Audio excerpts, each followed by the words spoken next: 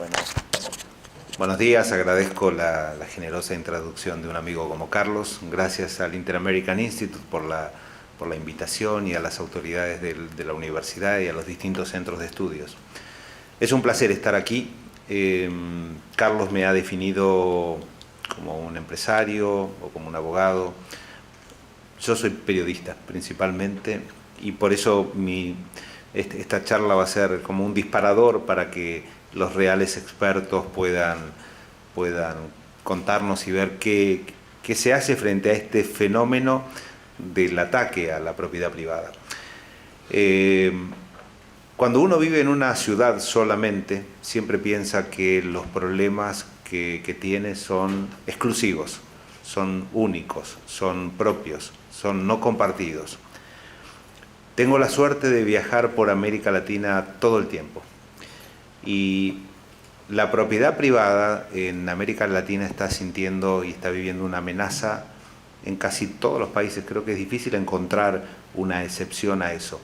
Yo soy muy visual, me encantan las imágenes y voy a comenzar mostrando algunas fotos de periódicos de todo el continente donde vemos que esta es una metodología que se repite. Y cuando algo se repite mucho, yo siempre dudo si esto no está organizado, si alguien no ha pensado esto primero, si detrás de esto no hay otra intención. Quizás lleguemos a esa conclusión, quizás no. Por eso luego escucharemos todos los debates. Sí, me gustaría decirles que hace como 10 años leí un libro de un profesor británico que creo que enseña en Harvard hoy, que se llama Niall Ferguson, que es un historiador, quizás soy fanático de él, perdón, no soy muy objetivo, pero un libro de él que se llama Civilización, que es Occidente y el resto. Él marca algo que es fundamental, se pregunta, ¿por qué los Estados Unidos está siempre lejos y por arriba del subcontinente, de la América Latina, la América hispana y la América hasta portuguesa? ¿Por qué? Tiene que ver con que los ríos en el norte son más veloces, más caudalosos, tiene que ver con que hay más tierras, tiene que ver que hay más oro, más petróleo. Y Ferguson termina diciendo, no, Occidente no es una cantidad de recursos naturales. Occidente es un sistema. Occidente son instituciones. Y uno de los valores fundamentales de Occidente es el respeto irrestricto a la propiedad privada. La primera imagen que van a ver ustedes, yo la voy a ver ahí, y ustedes la tienen enfrente, es un diario de Chile y habla de toma de terrenos, mantiene retrasado un proyecto habitacional para 100 familias. ¿Cuál es la noticia ahí? ¿El proyecto habitacional para 120 familias? No, la toma del terreno, que es algo que pasa, a ver si estoy apretando el botón correcto, ahí está. Este también es otro medio chileno. Bienes Nacionales informa que hay 20.000 tomas ilegales a nivel nacional. Chile que para muchos en América Latina es un faro. Es un faro porque ha hecho muy bien las reformas que hay que hacer.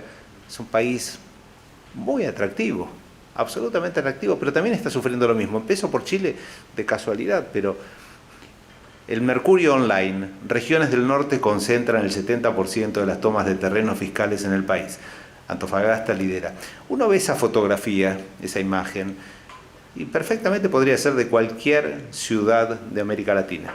Yo veo esta imagen y no la asocio con el desarrollo, con el progreso, con un estándar de vida elevado, con riqueza, ¿no?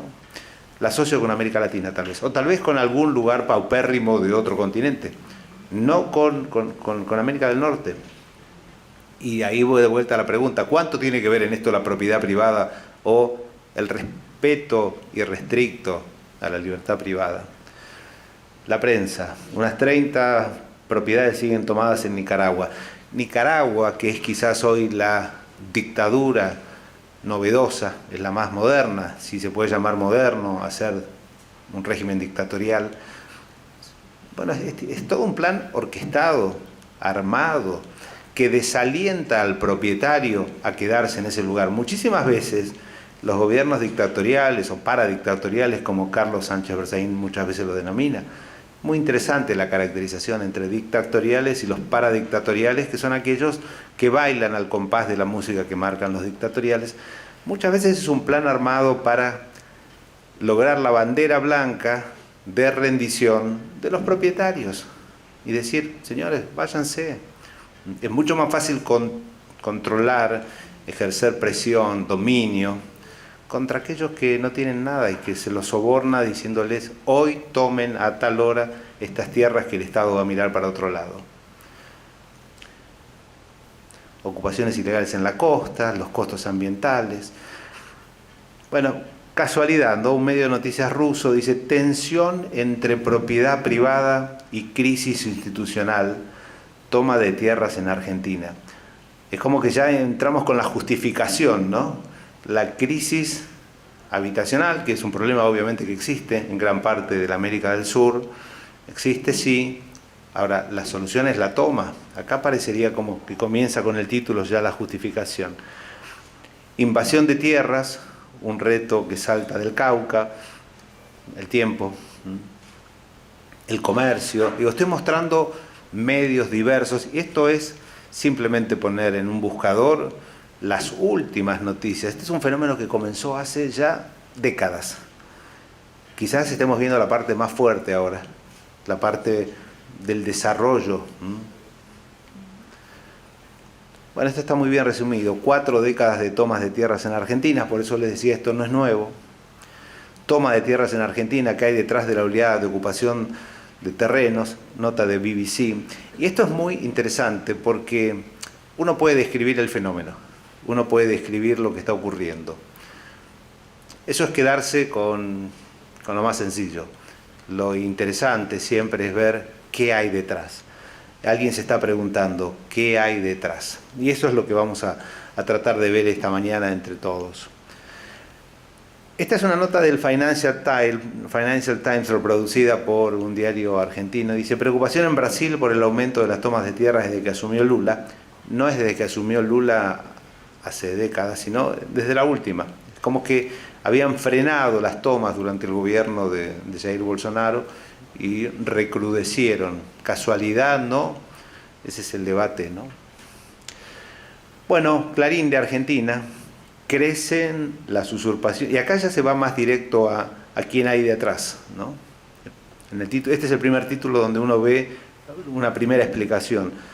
Tomas de tierras en Misiones. Misiones es una provincia del norte argentino, organizadas por punteros políticos. La palabra punteros es muy de Argentina, es un dirigente político activo que recorre el territorio. Inseguridad jurídica en Misiones, también en Argentina, hay un negocio inmobiliario detrás del delito de la usurpación organizada, palabra que me parece que tenemos que tener en cuenta. Esto no es voluntario, esto no es individual, esto no es espontáneo, es organizado. TN, otro medio argentino, usurparon un campo en Santiago de Esteros, al productor lo atacaron a tiros y la justicia no da respuesta. Es lo que tal vez decía antes, ¿no? Quizás alguien está diciendo, señor propietario, este no es su lugar. Deje esas tierras, huya, escape, busque asilo. Esta es la última, ¿no? Infobae, pero también dice vecinos de Zárate, que es un lugar en las afueras de la ciudad de Buenos Aires, denuncian a un concejal del FDT, este es el partido gobernante, o el movimiento gobernante, dirigentes del movimiento Evita, por instigar a usurpar a las tierras. Bueno, primera definición, la propiedad privada es clave de la civilización. Cuando hablamos de civilización hablamos de respeto hacia el otro, consensos, armonía jurídica, y sin propiedad privada es muy difícil hablar de civilización. Digo, si nos retrotraemos a la historia, la propiedad privada es algo relativamente nuevo. Relativamente nuevo. Pensemos que hasta hace ciento y tantos de años, 1848, el manifiesto comunista, el manifiesto de Marx y Engels, digo, la principal idea era la abolición o el fin de la propiedad privada. Y ahí comenzaba un debate. Terminado años después, cuando ya Carlos citó muy bien tanto la Declaración de los Derechos del Hombre como el Pacto de San José de Costa Rica. Digo, hoy no tenemos ese debate, o sí lo tenemos. Quizás no lo tenemos hoy en organismos internacionales, pero hay muchos países, y en América Latina se nota, donde hay gente que cuestiona todo el tiempo la vigencia de la libertad para tener cosas. Imaginemos un minuto, un ejercicio, si alguien viniese hoy y dijese, señores, ha terminado la propiedad privada en este planeta. Y ninguno de nosotros supiese si la corbata, bueno, yo hoy no traje corbata, pero todas las corbatas que veo, ¿de quién son? Y los relojes, y las carteras, y los teléfonos celulares, y las cámaras que tenemos, y el derecho de propiedad, el derecho de las ideas. Porque la propiedad no es solo de muebles o inmuebles, también hay intangibles. La civilización remite a instituciones que protegen derechos. Y acá me pareció interesante volver a Ferguson cuando dice que la diferencia entre Occidente y el resto del mundo no es por la calidad de la tierra, ni la calidad de los ríos, ni por la cantidad de recursos. Y ni siquiera tampoco es por la democracia, dice, si entendemos democracia por votar cada tanto. Porque la democracia es mucho más que ir cada tanto a elecciones. Al final del camino, la diferencia entre Occidente y el resto del mundo es institucional. Y también creo que acá es interesante que Occidente no es un lugar geográfico. Mariano Causino, a quien veo ahí, fue embajador de la Argentina en Israel durante, creo que 4 años aproximadamente. Hace muchos años tenía la suerte yo de viajar por esa región del mundo como corresponsal, y siempre me llamó la atención la diferencia entre cómo frente a la misma geografía, frente al mismo desierto, frente a la misma escasez de agua, frente a tanto desafío por construir, tanto institucionalmente como materialmente, Israel se destacaba por tener reglas claras. Y una de las reglas claras es el derecho de propiedad, que es junto con el derecho a la libertad y el derecho a la vida, quizás ese equilibrio, esa melodía que hace de un país algo mejor que otro país. Bueno, esta es una pregunta de una obviedad enorme. Cualquiera de ustedes dirá, ¿por qué esta pregunta? Porque tiene que ver con parte de lo que nosotros hacemos diariamente, que es proyectar nuestro futuro. Si cualquiera de nosotros tiene un hijo y dice, porque la propiedad también es no solo el uso de las cosas que uno tiene, sino también es la posibilidad de darlas en sucesión, de definir quién se va a quedar con esas cosas el día que uno no esté en este planeta. Imaginemos un hijo. Digo, si uno tuviese que recomendarle un hijo o dejarle un hijo algo, una tierra, ¿dónde se la dejaría? ¿En Santiago del Estero o en Arkansas? Digo, simplemente es una pregunta, ¿no? Y la pregunta es, ¿por qué hay cada vez más inversores de América Latina en los Estados Unidos? Principalmente, por no decir de manera excluyente, porque se siente un respeto a la propiedad privada enormemente superior que a cualquier capital, ciudad o país que está más abajo en todo sentido. Quisiera ir cerrando ideas para poder dejar hablar y debatir a las distintas mesas, que es ahí donde vamos a extraer las ideas más importantes de esta mañana. La democracia tiene como sustento el Estado de Derecho para preservar las libertades individuales y los derechos de propiedad privada. Hace muchos años la Argentina tenía pensadores que habían tomado el camino de la libertad. Uno de ellos es Juan Bautista Alberdi, Alberdi escribió un libro hace ya muchísimos años, casi, bueno, 1860 y algo debe ser las bases aproximadamente, que fue base o sustento de la primera Constitución. Perdón. Sí. No, fue base y sustento de la primera Constitución que tuvo la Argentina allá por 1853. Y él decía algo que creo que es toda una definición de la que me enamoré: arrebatar la propiedad, es decir, el derecho exclusivo de cada hombre tiene de usar y disponer ampliamente de su capital, su trabajo y sus tierras para producir lo conveniente a sus necesidades. Y con ello, dice, si arrebatas la propiedad, con ello no haces más que arrebatar a la producción sus instrumentos y hacer imposible su riqueza. Y es la primera vez que aparece en esta pequeña charla la palabra riqueza. Y yo no sé por qué, digo, los que vivimos del río Bravo hacia abajo, a veces usamos la palabra riqueza como con culpa. Carlos utilizó una palabra que la llama narrativa. A veces cuando tenemos es el placer de charlar comiendo, Carlos es una persona que de gastronomía sabe mucho y me va recomendando buenos restaurantes en Miami. Distinguimos entre narrativa y relato, pero al final coincidimos en que vamos por el mismo camino.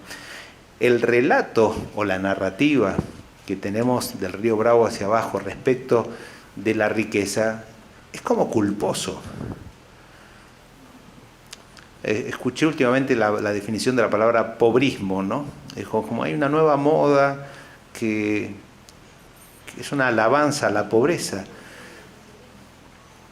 Tal vez es un debate más religioso que hoy, que hablamos más de propiedad. Vamos al título y al cierre de esta presentación. ¿Es un derecho humano la propiedad? Privada, agrego yo, sin culpas. Absolutamente sí, sin ninguna duda que sí.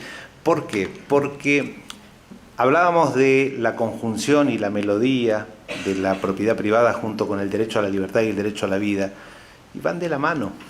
Es imposible el ejercicio pleno de otros derechos si no tengo asegurado el derecho a la propiedad. Carlos lo citó, Declaración Universal de los Derechos Humanos, esto es de 1948. Toda persona tiene derecho a la propiedad individual y colectivamente, y nadie será privado arbitrariamente de su propiedad. Y la América nuestra, unos años después, lo toma en el Pacto de San José de Costa Rica, en el artículo 21, y dice que toda persona tiene derecho al uso y al goce de sus bienes, ninguna persona puede ser privada de sus bienes, etcétera, etcétera, etcétera. Todos los que estamos acá lo conocemos. Vamos cerrando con esta frase: el derecho de propiedad es imprescindible tanto para asegurar la libertad individual como para promover la creación de riquezas. Y perdón por subrayar la palabra riquezas nuevamente, me parece como que hay que perderle el miedo a... cuando yo me sorprendo mucho cuando leo permanentemente en revistas en los Estados Unidos, estos 100 son los 100 CEOs. En el fin de semana apareció un artículo sobre los 100 CEOs mejor pagos en los Estados Unidos. Y el promedio en general en los primeros 100 era de 14 millones de dólares al año, y entre los primeros 10 estábamos en 210 millones de dólares al año. Y acá se puede relatar eso con total naturalidad. Río Bravo hacia abajo, si alguien publicase eso diría, qué ostentación frente a tanta pobreza. Y eso ya ha llevado a más pobreza. Es como que es contagioso. Bueno, y aquí está el cierre. Primero y principal, la pregunta de si es un derecho humano, no tengo ninguna duda. La segunda pregunta que nos hacemos: ¿por qué es importante que una sociedad tenga instituciones que respeten la propiedad privada? Porque es la única manera que esa sociedad pueda tener un estándar de vida, de desarrollo y, perdonen por la repetición, y de riqueza. Y me da la sensación de que lo que nos pasa en América Latina es que nos estamos acostumbrando a no solo al ataque físico a la propiedad privada. Cuando digo ataque físico, digo toma de tierras, expropiación de empresas, expropiación de medios de comunicación, pero también a ese relato o a esa narrativa donde parecería ser que tener propiedad privada es una mala palabra. Muchísimas gracias.